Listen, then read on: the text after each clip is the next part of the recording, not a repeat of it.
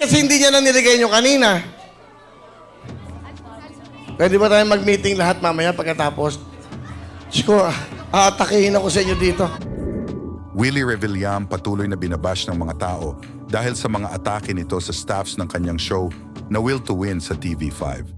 Ito'y matapos mag-viral ang kanyang mga sinabi habang nasa live show.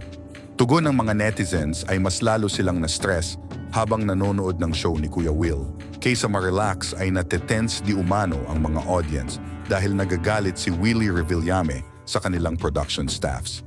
Kinakabahan tuloy ang ilang hosts na baka dumating sa puntong sila naman ang ipahiya.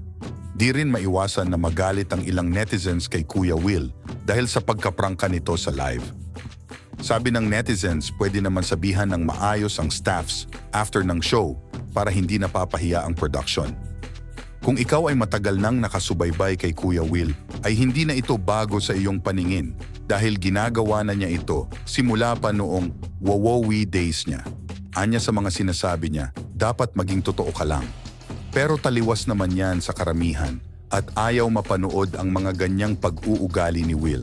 Mapailang beses na rin nawala sa kasikatan si Kuya Will. Mapailang beses din siyang bumalik. Ayon sa ilan, sanay magpahinga na at mag-retire na si Kuya Will dahil labis na itong nakatulong sa mga tao at wala nang dapat pang patunayan. Wowowi is Willie. Willie is Wowowi. Ngayon ay nababahiran na naman siya ng controversial dahil sa kanyang ginagawa sa live show niya na Will to Win. Makikita rin sa mga babae na hosts ang pagkatakot na baka sila ang mapagdiskitahan ni Kuya Will kaya kinakabahan sila. Tugon ng ilang taga-suporta ni Kuya Will, ganyan lang talaga siya, professional lang siya magtrabaho at nasa puso ang kanyang ginagawa para mapaganda ang show. Pero taliwas naman ang iba rito, kung professional si Kuya Will ay hindi siya mamamahiya ng staffs niya sa live bagkus kakausapin niya ito sa mabuting paraan. Tulad ng pag-uusap backstage kung saan hindi mapapanood at maririnig ng mga netizens. Aminado ang iba na gawa ito ng pag-usad ng edad ni Willie. Sa tagal niya sa industry ay bihasa na siya. Prediction ng iba, baka hindi magtagal ang show ni Kuya Will dahil sa ugali nito. Matatandaan na nanggaling na si Willie sa ABS-CBN, TV5, GMA7. At ngayon ay nagbabalik sa TV5 over and over again. Mabuti at may tumatanggap pa ng mga artists upang maging katrabaho si Kuya Will. Sa katunayan ay mabait naman talaga si Kuya Will, mapagbigay sa mga tao, matulungin, maaruga sa mga nakatatanda at may kapansanan. Nasisira lamang siya sa mga pag-uugali niya sa live dahil sa pagka-perfectionist nito. Kung sino-sino na rin ang kanyang nakagalit dahil sa pagkatotoong tao niya. Na hindi natin talaga matatanggap kung tayo'y mahina ang loob kung sakaling magalit si Kuya Will. Overall naman ay marami pa rin tumatangkilik ng kanyang show at maraming nakikipag-cooperate sa kanyang palaro.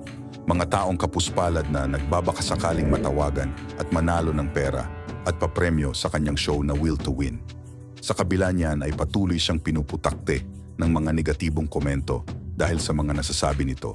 Unang nag-viral ang video niya noon sa ABS-CBN na pagre-resign nito kung patuloy siyang titirahin ng isang columnist na si Hubert Sucaldito na kung saan sila ay nagtratrabaho lamang sa isang network. Andyan din ang pagpapalis niya ng kabaong ni Tita Cory Aquino habang inihahatid ito sa huling hantungan. At the same time, ay naka-live ang Wowowi sa telebisyon. Nariyan din ang anomalya di umano sa game show ni Kuya Will. Pandaraya tugon ng ilan. Pag-aaway ni Joey De Leon at Willie dahil sa pandaraya. Maawa naman kayo sa akin. Ako pa ba mag-iisip niyan? Diyos ko po naman. Maawa kayo sa akin. Nahihirapan na ako sa show na to. Ako lahat. Maawa kayo sa akin. Dali. Bakit kasi hindi niya na nilagay nyo kanina? Pwede ba tayo mag-meeting lahat mamaya pagkatapos? Siguro, aatakihin ako sa inyo dito. Sana yun ang binigay natin kanina. Dito kayo, dito kayo. Dito kayo, dito kayo, dito kayo. Hoy, bawal gamitin nyo pag hindi yun. Production. You don't know the law. At YouTube, para sa ating Hello Willie. Tuloy-tuloy lang kayo. Ang importante, nagsimula na tayo. Tuloy-tuloy ito. Saan lang kayo? Magbabalik! Sandali! Magbabalik ang... Kung ikaw ang tatanungin, willing ka bang makatrabaho si Kuya Will? Kung sakaling alukin ka niya ng trabaho sa kanyang show, makakatagal ka kaya sa kanya? Mag-comment ka naman sa video na to at i-share mo ang mga bagay na nagustuhan mo kay Kuya Will at ang mga hindi mo gusto sa kanyang pag-uugali. For sure ay isa ka din sa nagtaas ng kilay sa kanya at bahagyang nainis dahil sa pag-uugali niya sa telebisyon. Gayunpaman, sanay suportahan pa rin natin ang will to win para mas maraming tao ang matulungan.